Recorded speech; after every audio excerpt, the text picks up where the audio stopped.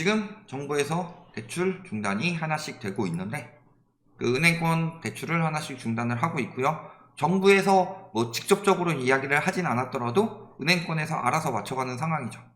여기에 여러 가지 사건들이 터지면서 이제는 정부에서 은행에다가 대출 막 풀어줘라 이렇게 이야기를 할 수 없는 상황이 되었다. 왜? 풀어줬다가 가계부채가 어마어마하게 늘어났기 때문이죠. 지금 8월 5대 은행 가계대출은 올해 최대 폭으로 증가를 했다. 그래서 주담대가 2.1조가 증가를 했고 주담대 증가를 토대로 그럼 다른 대출들이 좀 감소를 했겠죠.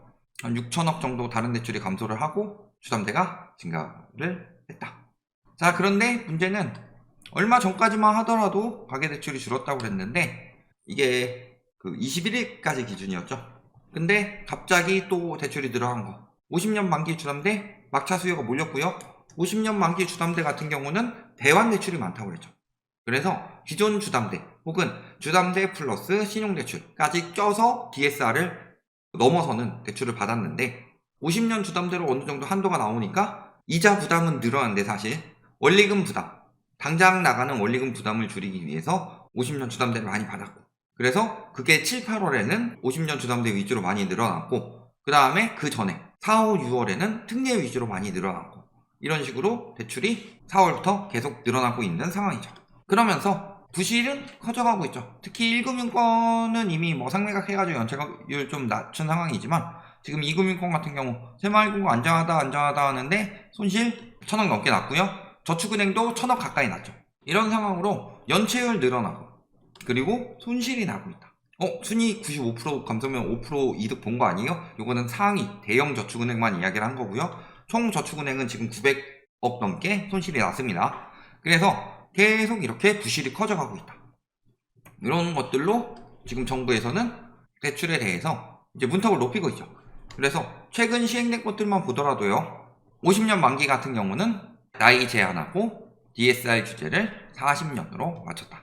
그 다음에 인터넷 은행이나 또 신혼부부 주택, 그 다음에 버팀목, 그 다음에 기임돌이죠. 기자가 잘못 써가지고 이런 것들은 금리를 올리고 있고 또 특례 역시도 금리를 한 차례 올렸는데 또 올리고 있죠. 그런 것처럼 전반적으로 50년 만기 같은 경우는 최근에 많이 대환대출을 많이 갈아타면서 오히려 가계대출을 늘리는 역할을 하니까 조금 더 규제가 타이트하게 들어가는 거고 나머지는 이제 금리를 올려가면서 대출 문턱을 높이고 있는 거다. 그러면서 은행권 자체적으로 대출을 하나씩 줄이고 있죠. 예를 들어서 농협 같은 경우가 50년 만기 주담대를 없애버린다든가 혹은 카카오뱅크 같은 경우가 무주택자 외에는 주담대를 내주지 않는다든가 이런 규제들이 하나씩 늘어나고 있다. 여기에 정부가 그러면 더 지원을 할 수 있을 것이냐? 정부는 돈이 없죠.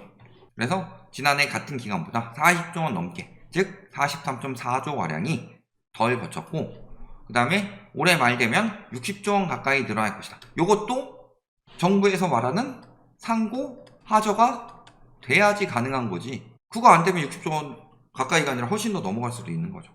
이런 상황이고 돈을 끌어다 쓸 데도 없어요.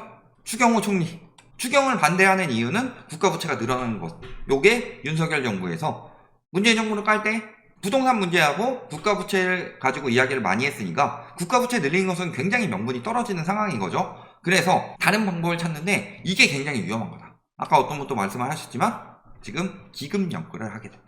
이 기금이 뭐냐? 외평기금이라는 건데요. 외평기금은 정부가 환율 급변동에 대응하기 위한 기금으로 일종의 외환 방파제 역할을 하는데 최근 고공행진한 원달러 환율을 안정시키기 위해서 달러를 팔고 원화를 사들이면서 원화가 대거 쌓였고 요거를 20조 원을 빼서 기금으로 넘긴 다음 요것을 일반 회계에 투입할 방침이다. 요게 굉장히 위험한 이야기예요. 왜냐? 저기서 보이는 거 첫 번째는 뭐예요? 이미 달러를 많이 팔아서 시중에 풀었다. 이 부분에 대해서 저희가 계속 경고를 했어요. 우리나라 외환보유고는 많지만 가용 외환보유고가 얼마나 될 것인지 걱정이 된다.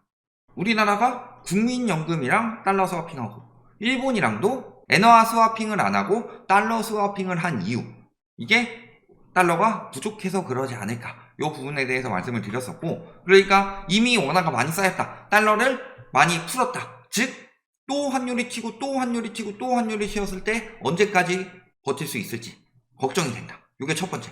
그 다음에 두 번째는요, 환율 안정기금을 빼다 써요.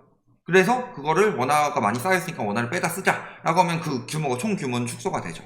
그런 상황에서 원화 가치가 좀 올라갈 때 달러를 좀 사놨어야지 미래가 대비가 되는 거죠. 늘 말씀드렸지만 미국이 금리 인상을 할 때 한미의 금리 차를 좁혀놓지 않으면 미국 금리가 고점에 달했을 때 자금이 확 빠져나갈 수가 있다. 그때 틸 환율은 어떻게 할 것이냐, 이 부분을 걱정을 해야 되는 거죠. 그런데도 불구하고 지금 국가대장이 모자라니까 환율 시장의 안정을 위해서 있는 기금을 빼다가 일시적으로 쓰겠다. 그러면은 환율 시장에 위험이 오게 됐을 때는 정부의 계획도 많이 바뀌겠죠. 그러면 그때는 또 대비할 수 없는 상황이 벌어질 수가 있는 거고, 저런 식으로 진짜 정부에서 돈이 모자라는 상황인데 또 시장의 유동성을 풀고 은행들 유동성 좀 풀어라, 이런 상황이 쉽게 될 수가 있는 게 아니라는 거죠. 은행권 자체적으로도 대출 중단이 많이 들어갈 수밖에 없다. 정부에서 압박하면 또 대출 풀어주는 거 아니에요? 이렇게 생각하실 수도 있는데, 은행권이 자체적으로 대출을 더 내줄 이유, 그렇죠? 정부에서 은행권에게 요구한 상생금융이라는 게 있었죠. 상생금융을 정부에서 요구를 했었고, 근데 은행권이 그것을 많이 받아들였죠. 많이 받아들인 이유는 뭘까요? 장기적으로 그게 더 이익이 된다고 생각을 하니까.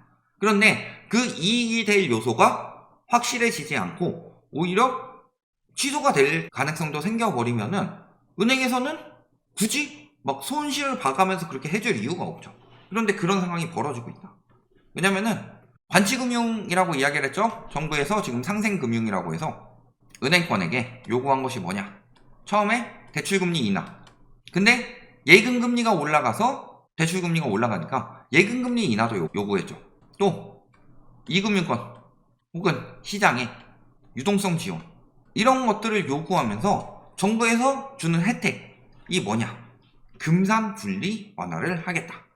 이 금산분리 완화가 뭐냐, 은행에서는 할 수 있는 게 요거 예금, 대출, 보험 몇 가지 있어요. 근데 요것을 더 많은 방향으로 확장을 시켜가지고, 과거에 미국 생각해 보시면 돼요. 과거에 미국이 투자은행하고 상업은행이 나뉘었는데 왜 그렇게 나눴냐, 예금을 다 투자해버려요. 다. 그러니까 그런 것들이 보호가 잘 안 된다. 그래서 투자은행하고 상업은행을 분리해서 너네는 투자만 해, 너네는 투자는 좀 자제하고 예대 금리를 통해서 사람들에게 유동성을 공급해, 이런 형식으로 진행이 됐었고, 그것을 분리해 놓은 게 금산분리죠. 그러니까 은행의 권한을 더 늘려준다는 거예요. 그럼 단기적으로 생각해 봤을 땐 어때요? 돈을 더 풀고 그러면은 순이익이 줄고 손실이 날 수도 있어요. 그런데 은행의 체력이 그렇게까지 망가질 정도는 아니죠. 왜냐하면 우리나라는 투자를 많이 하지 않고 예대 금리 차로 수익을 올리는 은행이 태반이기 때문에, 1금융권에.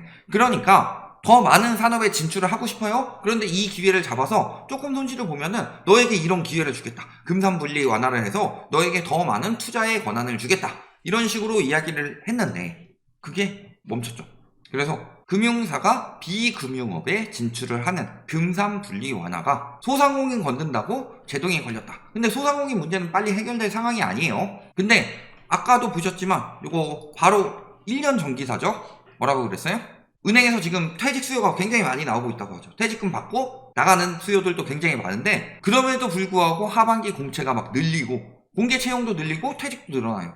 즉 은행권, 지금 하고 있는 업권에서는 조금 더 디지털로 돌리면서 인건비를 줄이고, 그 다음에 비금융업 진출할 인원들을 새로 뽑아서 이쪽으로 더 확장을 하겠다, 이런 생각으로 공개 채용을 잔뜩 해놨는데 못하겠다 이거 아니에요. 그래서 몇몇 은행들은 지금 수건사업이 금산분리 완화를 예상하고 조직 개편 및 투자 계획, 즉 아까도 이야기했지만 인원 채용 이런 것도 하고 채용을 했는데 그걸 못해요. 근데 함부로 못 자르죠. 또 쉽게 자를 수 있는 상황은 아니니까. 그러면은 기존에 하던 은행업도 가르쳐야 되는데 그럴 거면 뭐다로 퇴직금 억대로 줘가면서 내보냈겠어요. 은행권에서 괜히 말 들었다가 피보는 상황인 거죠. 그러면 은행권에서 정부가 막 요구하는 것들을 들어줄 이유가 있어요? 은행권이 유일하게 이득 볼 만한 게 저거 하나였죠. 앞으로 금산분리 완화를 통한 미래 투자 경로를 늘려서 미래를 대비하는 거. 지금은 더 힘들지만, 정부 말 들으면 훨씬 더 힘들지만 미래를 대비해서 우리가 말 들어줬다, 이런 거 해준다니까. 그러니까 당근이 있으니까 진행을 했던 건데 알고 보니까 그 당근은 허상이었죠. 홀로그램 당근이었죠. 그러면 은행권에서 이런 걸 할 이유가 있냐. 대출금리 인하를 해주고 그 다음에 예대금리차 공시에서 또 금리 인하했죠.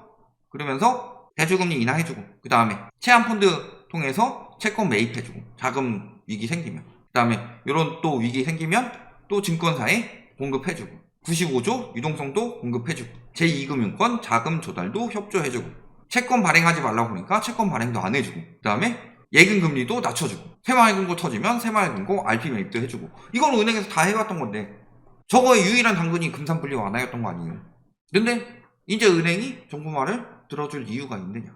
그러니까 자체적으로 이제 많이 규제가 들어갈 거예요. 이미 그래서 방향이 맞아가면은 그것은 선제적으로 반응을 하겠지만 방향이 안 맞는 거 또 막 금리 낮춰주고 은행에게 손실 갈 만한 것들을 정부에서 요구를 하면은 이제는 은행이 혜택이 없으니까 반대를 하면서 더 대출을 옥죄일 수도 있는 거다.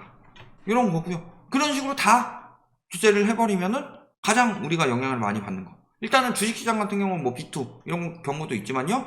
B2는 그래도 받을 수 있죠. 신용대출 받으면 돼요. 그래도 신용대출이 DSR 막 40% 넘어가서 신용대출 받고 이런 경우는 많지 않아요. 그런데 전반적으로 딱 지금 정부에서 규제 들어가고 은행권에서도 지금 규제 들어가고 있는 거 이거 핵심이 DSR이죠. 부동산 시장에 DSR을 초과하는 유동성이 들어가지 않도록 DSR을 우회하는 유동성이 들어가지 않도록 하는 건데 이게 막히면 어떻게 돼요? 부동산 시장 뭘로 떴어요?